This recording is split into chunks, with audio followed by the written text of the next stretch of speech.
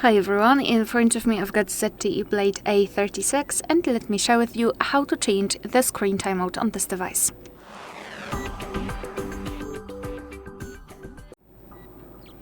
So let's start with opening the settings, and here we have to scroll down and find the display.